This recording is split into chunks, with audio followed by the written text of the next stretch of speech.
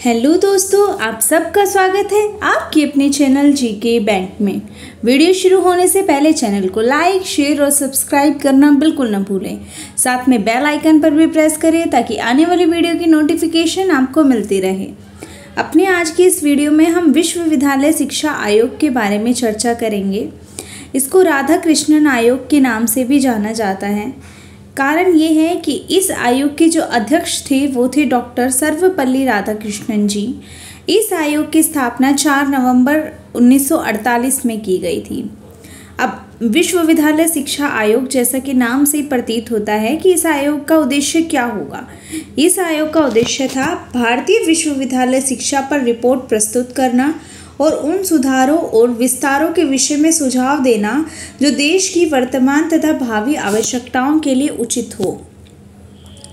अब इस आयोग की कुछ सिफारिशें यानी कि इसने कुछ सुझाव दिए थे, वो इस प्रकार थे कि विश्वविद्यालय ने शिक्षा के जो उद्देश्य है वो बताए कि आयोग ने भारतीय आदर्श, न्याय, स्वतंत्रता, समानता तथा बंधुत्व के सिद्धांतों को ध्यान में रखकर ये उद्देश्य निर्धारित किए कि सामाजिक, राजनीतिक, प्रशासकीय एवं व्यावसायिक क्षेत्रों में नेतृत्व ग्रहण करने की योग्यता का विकास करना और भारत की प्राचीन संस्कृति तथा सभ्यता का संरक्षण करना और उसका विस्तार करना। प्रजातंत्र को सफल बनाने के लिए विद्यार्थियों में नागरिकता तथा सामाजिकता के गुणों का विकास करना। इस पॉइंट का मतलब ये है कि सामाजिक गुणों और नागरिकता और प्रजातंत्र, यानी कि वो अपनी जिम्मेदारियों को भी समझे, अपने कर्तव्यों को भी समझे, अपने अधिकारों को भी समझे, साथ ही समाज में लोगों के साथ मिल के रहे। स्वतंत्रता, समानता, बंधुत्व तथा न्याय के आदर्शों को संरक्षण तथा समर्थन करना।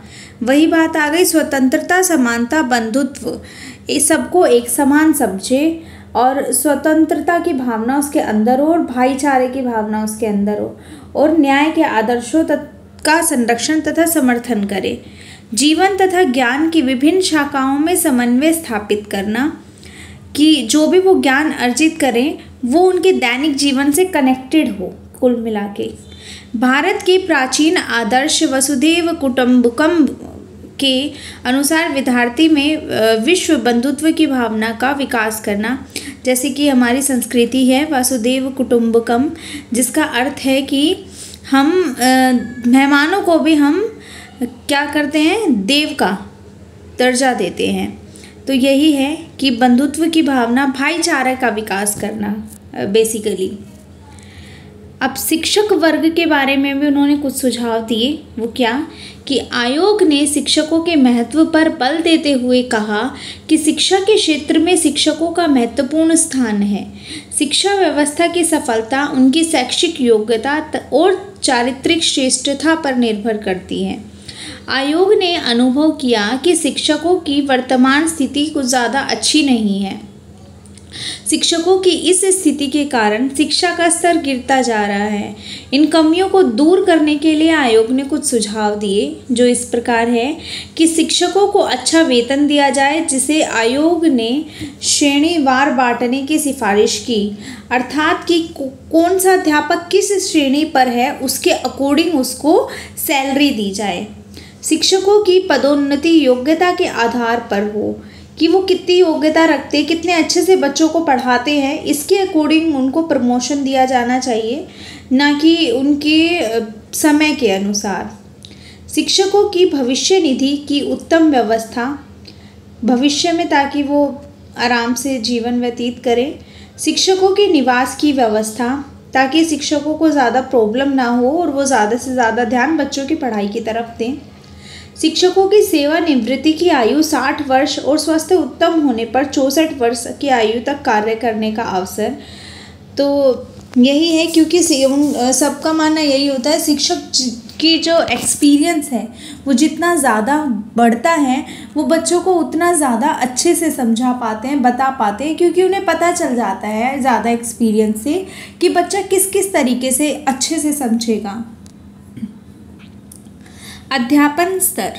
विश्वविद्यालयों में अध्यापन स्तर को ऊंचा उठाने के लिए आयोग ने कुछ सुझाव दिए कि विश्वविद्यालयों में इंटर पास विद्यार्थियों को ही प्रवेश दिया जाए।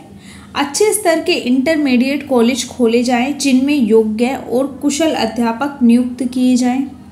हाई स्कूल तथा इंटर उत्तीर्ण विद्यार्थियों के लिए पर्याप्त संख्या में व्यावसायिक और टेक्निकल संस्थाएं स्थापित की जाएं, जिससे विश्वविद्यालय में केवल योग्य तथा प्रतिभाशाली विद्यार्थी ही प्रवेश ले सकें। इसके अलावा विश्वविद्यालयों में विद्यार्थियों की संख्या 3000 से अधिक और संबंधित कॉलेजों में 1500 से अधिक नहीं होनी चाहिए। ये भी उनका एक था, ताकि बच्चे ज़्यादा ना भरे जाएं कि पता चल रहा है किसी बच्चों को कुछ समझ ही नहीं आ रहा, क्लास में इतने बच्चे भर दिए हैं, टीचर्स की आवाज़ ही नहीं जा रही है पीछे तक, पीछे वाले बच्चों को समझ ही नहीं आ रहा, क्लास हो रही है उठ के चले जा रहे हैं। ऐसा नहीं होना चाहिए। विद्यार्थियों को 40% पर तृतीय श्रेणी, 55% पर द्वितीय श्रेणी तथा 70% पर प्रथम श्रेणी दी जाए। इसमें डिवीज़न के बारे में बता रखा है। अब तो 60% पे फर्स्ट डिवीज़न ही मानी जाती है, पर उनका सुझाव स्टार्टिंग में कुछ ऐसा था। पाठ्यक्रम बीए की उपाधि को प्राप्त करने की अवधि 3 वर्ष की होनी चाहिए तथा स्नातकोत्तर इट मीन्स पोस्ट ग्रेजुएट उपाधि जो है वो ऑनर्स कोर्स के 1 वर्ष बाद प्रदान की जानी चाहिए। बीए की परीक्षा में 4 विषयों का निर्धारण होना चाहिए, जिनमें से एक प्रांतीय भाषा अवश्य होनी चाहिए। विश्वविद्यालयों और माध्यमिक कक्षाओं में सामान्य ज्ञान का शिक्षण आवश्यक माना जाए। पाठ्यक्रम विस्तृत और लचीला होना चाहिए, जिससे विद्यार्थी अपनी रुचि के अनुसार विषयों का चुनाव कर सके। व्यावसायिक शिक्षा पर भी उन्होंने सुझाव दिए कि भारत के लिए व्यावसायिक शिक्षा को आयोग ने बहुत महत्वपूर्ण माना और कहा कि कृषि, वाणिज्य, शिक्षा, व्यवसाय, कानून, चिकित्सा आदि के संबंध में उपयोगी कुछ सिफारिशें दी उन्होंने। जैसे कि कृषि शिक्षा के बारे में कहा कि इस विषय में अन्य उन्नत राष्ट्रों का उदाहरण देते हुए तुलनात्मक दृष्टि से भारत की स्थिति पर प्रकाश डाला और कमीशन ने कृषि शिक्षा को प्राथमिक, माध्यमिक तथा उच्च सभी स्तरों पर समान महत्व देने, देश में कृषि शिक्षा के प्रसार के लिए वर्तमान कृषि महाविद्यालयों को विकसित करने, नए कृषि महाविद्यालयों को खोलने के सुझाव दिए। वाणिज्य शिक्षा में आयोग ने वाणिज्य शिक्षा प्राप्त करने वाले छात्रों के लिए सिफारिशें की कि उन्हें 3 या 4 प्रकार के फॉर्मों में व्यावहारिक ज्ञान दिया जाए। विद्यार्थियों को किसी विशेष शाखा में विशेषज्ञ बनने के लिए प्रोत्साहित किया जाए तथा एमकॉम में कुछ ही विद्यार्थियों को प्रवेश दिया जाए और पुस्तकीय ज्ञान की बजाय व्यावहारिक ज्ञान पर अधिक बल दिया जाए, क्योंकि बच्चे पढ़ के रट के सब चीज़ बस एग्ज़ाम तो क्लियर कर सकते हैं, लेकिन जब प्रैक्टिकली उस काम को करने की बात आएगी ना तो वो उसको ढंग से कर नहीं पाएंगे। इसलिए उनका यही मानना था कि किताबी कीड़ा ना बन जाएं बच्चे, प्रैक्टिकली उनको चीज़ें आएँ। इसी श्रेणी में उन्होंने चिकित्सा शिक्षा के बारे में भी कहा कि चिकित्सा शिक्षा प्राप्त करने के बाद चिकित्सा संस्थानों में एकदम उनको कार्य नहीं दे देना चाहिए। कम से कम 12 से 15 महीनों तक उनको अनुभव करवाना चाहिए, केवल वहाँ पे काम करते हुए देखें वो डॉक्टर्स को और उसको समझें, उसके बाद वो कार्य कर सकते हैं। शिक्षा का माध्यम उन्होंने कहा कि संघीय भाषा के रूप में हिंदी का विकास किया जाए, राष्ट्रीय भाषा के लिए देवनागरी लिपि का प्रयोग किया जाए तथा लिपि में जो दोष विद्यमान हैं उनको दूर किया जाए। उच्चतर माध्यमिक स्तर पर 3 भाषाओं का ज्ञान कराया जाए, एक प्रादेशिक भाषा जो उसकी मातृभाषा है, दूसरी संघीय भाषा जो उसकी राष्ट्रीय भाषा है और तीसरी अंग्रेजी।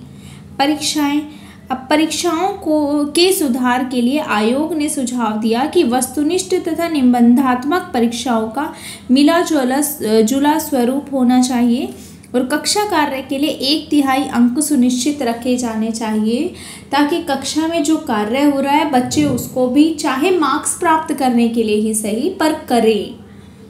तो आज की वीडियो में इतना ही। अगली वीडियो में हम कुछ ऐसे ही महत्वपूर्ण तथ्यों के बारे में चर्चा करेंगे। जब तक के लिए सुरक्षित रहें, खुश रहें। नमस्कार।